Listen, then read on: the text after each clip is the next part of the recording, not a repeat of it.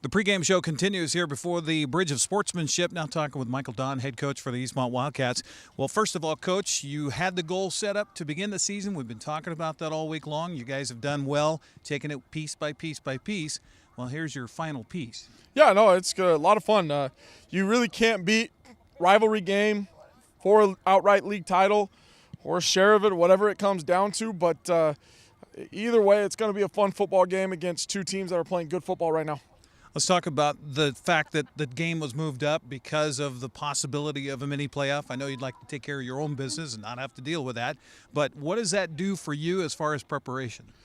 It makes us squeeze a few things in, and, you just got to make sure you cover everything and do it in timely fashion. So we tried not to change too much for our kids. We did a typical Tuesday practice.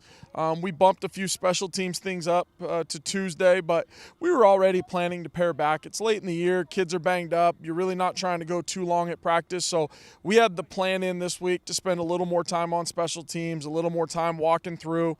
And so we just, weren't able to do as much of it as we had planned going in. But it worked out well being late in the year. And at this point in the year, usually you're about an hour and a half practice, maybe two at the most. We're 2-hour practices all year.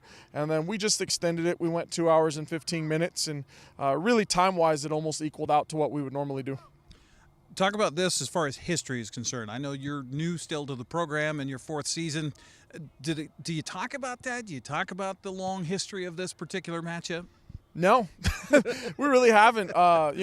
We don't talk about it. We talk about us and what we've accomplished and what we've been doing. And, it's really a focus on being who we are and not worrying about anything else. And, yeah, it's fun.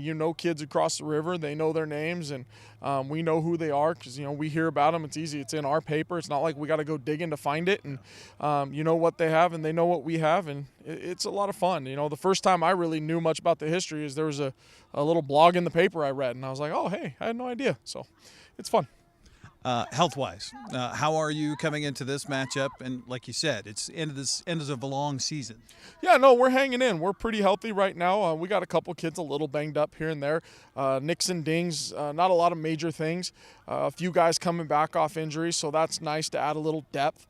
We've got some backups out and some JV kids, but for the most part, our varsity's pretty intact, and we're not missing starters, and we're doing okay there. So that's good, and I think it has a lot to do with, our kids all play one way, and we've had some opportunities this year to get them out of games early and rest, and we've had pretty limited snaps with our guys, and that's helped us a lot. Well, you want to be playing your best football come this time of year. And really, you've kind of been in a playoff mode for the last 3 weeks in a row.